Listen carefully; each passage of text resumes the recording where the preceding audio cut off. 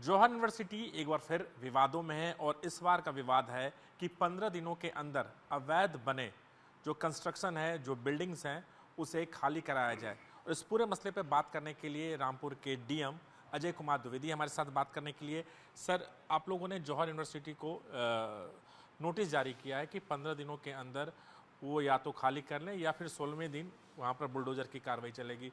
क्या 38 जो भवन है पूरी तरीके से इलीगल है? देखिए, नोटिस नहीं दिया है, ध्वस्तीकरण का आदेश हमने पारित किया है। नोटिस पूर्व में दिया था, क्योंकि ये संज्ञान में आया था कि वहाँ पर अवैध निर्माण है। उस नोटिस के क्रम में उन्होंने अपना लिखित आपत्ति दर्ज की थी और उसके साथ ही उन्हें व्यक्तिगत सुनवाई का भी अवसर दिया था। और सभी तथ्यों को देखते हुए ये पाया गया कि जो उसमें 40 स्ट्रक्चर हैं, उसमें से 38 स्ट्रक्चर का कोई मानचित्र स्वीकृत नहीं है। इस प्रकार से वे अवैध पाए गए और उन पर ध्वस्तीकरण का आदेश पारित किया गया। सर, हमने वहाँ पर कुछ लोगों से बातचीत की, उनका कहना था कि उस समय रामपुर डेवलपमेंट अथॉरिटी यानी आरडीए वहाँ पर था नहीं, इसलिए तमाम जो बिल्डिंग्स हैं वो बनाए गए। देखिए, 2024 में रामपुर डेवलपमेंट अथॉरिटी द्वारा उस क्षेत्र को टेक ओवर किया था।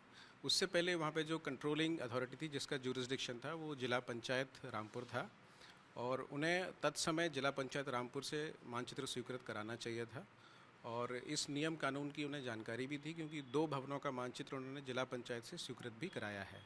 2024 में जब आरडीए ने इस क्षेत्र को टेक ओवर किया है, तो जिला पंचायत के स्थान पर जो भी कार्रवाइयाँ लंबित है वो अब आरडीए द्वारा संपादित की जानी है।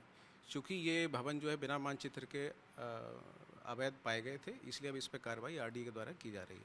सर, एक सवाल काफ़ी महत्वपूर्ण हो जाता है कि जो भी स्टूडेंट वहाँ पर पढ़ रहे हैं, चाहे अलग अलग डिपार्टमेंट में पढ़ रहे हैं, अगर ध्वस्तीकरण होता है तो उनका कैरियर का क्या होगा? सर, देखिए, पर्याप्त संख्या में गवर्नमेंट और प्राइवेट कॉलेजेस में सीट्स उपलब्ध हैं। इसके लिए यूनिवर्सिटी कैंपस के बाहर एक छात्र छात्रा परामर्श केंद्र भी हमारे द्वारा स्थापित किया गया है।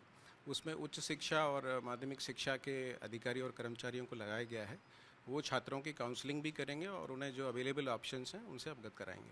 सर, इसके बाद क्या कानूनी विकल्प रह जाता है, खास तौर पर जौहर यूनिवर्सिटी के लिए, क्योंकि अब उनका ये कहना है कि वो कोर्ट का भी रुख करेंगे? इस विषय में मेरे स्तर से कोई टिप्पणी अपेक्षित नहीं है। एक और सवाल बनता है कि सर, एक रास्ता है यूनिवर्सिटी के अंदर जाता है, 3.5 किलोमीटर का एक पैच है। वो रास्ता आम रास्ता का बोर्ड भी लगाया गया कि रास्ता आम पब्लिक के लिए, लेकिन वहाँ पर गेट लगा हुआ, उस रास्ता अभी तक नहीं खुला है। तो क्या आप लोगों ने उस रास्ते को खोलने के लिए भी बोला गया कि जिस रास्ता पर अवैध रूप से कब्जा किया गया था, आम पब्लिक का रास्ता, उस पर भी अवैध रूप से कब्जा किया गया था? देखिए, वो पीडब्ल्यूडी विभाग द्वारा निर्मित एक सार्वजनिक मार्ग है और वहाँ पे पीडब्ल्यूडी विभाग द्वारा ही वो बोर्ड लगाए गए हैं। इसके संबंध में विस्तृत जानकारी आप पीडब्ल्यूडी विभाग से प्राप्त कर सकते हैं। तो उस रास्ता को खोला जाएगा सर, क्योंकि आप ज़िले के अधिकारी हैं और आपकी जिम्मेदारी बनती है जो रास्ता आम रास्ता है उसे आम पब्लिक के लिए खोलने के लिए?